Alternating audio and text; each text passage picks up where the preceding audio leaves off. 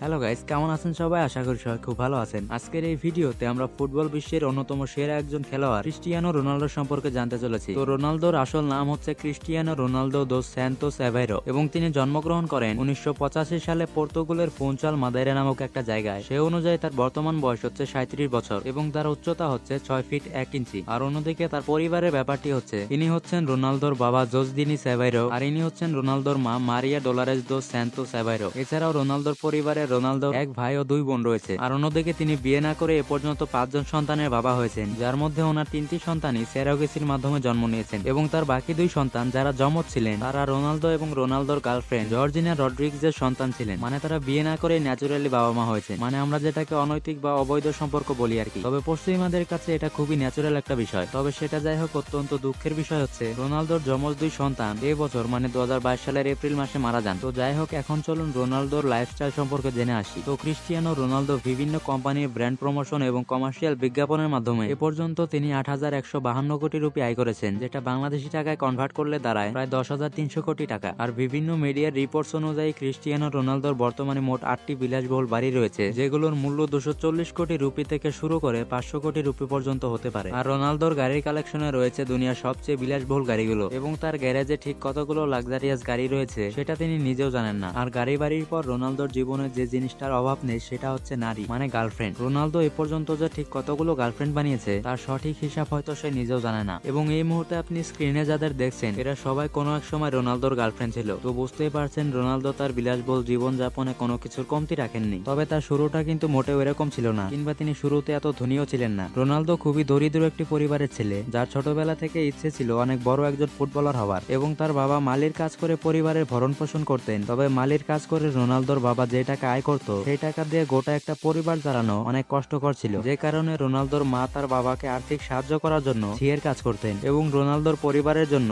তাদের 4 ভাই বোনের পড়ালেখার খরচ বহন করা ছিল একেবারে অসম্ভব, যার দরুন মাধ্যমিক অবধিও পড়ালেখা করতে পারেনি রোনালদো এবং তার আগে রোনালদোকে পড়ালেখা বাদ দিতে হয়। আর এমনিতেও রোনালদো পড়ালেখায় তেমন একটা ভালো ছিল না, কারণ ক্লাসরুমের চেয়ে প্লেগ্রাউন্ডে বেশি দেখা যেত রোনালদোকে, যে কারণে তিনি নিজে পড়ালেখা বাদ দেন যাতে পরিবারের ওপর তার বোঝ একটু কম হয়। এছাড়া রোনালদোর জেদ ছিল তিনি ফুটবলে নিজের ক্যারিয়ার গড়বেন। তো রোনালদোর বয়স যখন মাত্র 8 বছর তখন তিনি স্থানীয় এলাকায় বিভিন্ন টুর্নামেন্টে অংশ নেওয়ার মাধ্যমে নিজেকে জনসম্মুখে তুলে ধরেন। আর মাত্র 8 বছর বয়সে রোনালদো সুযোগ পান অ্যান্ডোরিনা ইউথ টিমের জন্য ম্যাচ খেলা এবং রোনালদো সেখানে ভালো পারফর্ম করার পর তিনি সুযোগ পেয়ে যান মেডেইরা সিডি ন্যাশনাল দলের হয়ে খেলার, যেটা তার জন্য অনেক বড় একটা অপরচুনিটি ছিল নিজেকে প্রমাণ করার। এবং ন্যাশনাল টিম হয়ে তিনি 2 বছর খেলেছিলেন, যার দরুন তার ফুটবলের দক্ষতা আরো বেড়ে যায়। এবং ওই সময় স্পোর্টিং ক্লাব পর্তুগালের হয়ে খেলার জন্য প্লেয়ার নেওয়া হচ্ছিল, যেটা রোনালদো শোনার পর তিনি চলে যান সেখানে ট্রায়াল দিতে। আর টানা পরিশ্রম ও 3 দিনের ট্রায়াল দেওয়ার পর রোনালদো সেখানে সিলেক্ট হয়ে যান স্পোর্টিং ক্লাব পর্তুগাল হয়ে খেলার জন্য। এবং ওই সময় তাকে 1500 পাউন্ডে ক্লাব থেকে সাইন করা হয়, যার ধারাবাহিকতায় রোনালদোকে তার পরিবার ছেড়ে মাত্র 13 বছর বয়সে পর্তুগালের রাজধানী লিসবনে চলে যেতে হয়। এবং সেখানে যাওয়ার পর সবকিছু যখন ঠিকঠাক চলছিল তখন রোনালদো জানতে পারে যে তার হার্টের অসুখ রয়েছে এবং ডাক্তার জানান তাকে বেঁচে থাকতে হলে হয় হার্টের সার্জারি করাতে হবে অথবা তাকে সারা জীবনের জন্য ফুটবল ছাড়তে হবে। কিন্তু রোনালদো ছিল মারাত্মক জেদি, তিনি মরে যেতে রাজি তবে ফুটবল ছাড়তে রাজি না। আর তাই জীবনের ঝুঁকি থাকা সত্ত্বেও তিনি হার্ট সার্জারি করান এবং ভাগ্যক্রমে তিনি বেঁচেও যান। এবং সুস্থ হবার পর তিনি আবারও খেলার জন্য প্রস্তুতি নেওয়া শুরু করেন। আর কঠোর পরিশ্রমের পর রোনালদো আবারও স্পোর্টিং ক্লাব পর্তুগাল হয়ে ম্যানচেস্টার ইউনাইটেডের সাথে একটা ম্যাচ খেলেন, যেখানে রোনালদোর টিম 3-0 ম্যানচেস্টার ইউনাইটেডকে হারিয়ে দেয়। আর পর্তুগালের কাছে 3-0 হেরে যাবার পরও ম্যানচেস্টার টিমের কর্ণধর অনেক খুশি ছিল, কারণ সেই ম্যাচে তার নজর ছিল শুধুই রোনালদোর ওপর এবং তিনি রোনালদোর খেলা দেখে রীতিমতো তার ফ্যান হয়ে যান। আর তিনি ম্যানচেস্টার টিমের ম্যানেজার অ্যালেক্স ফার্গুসনকে রিকোয়েস্ট করেন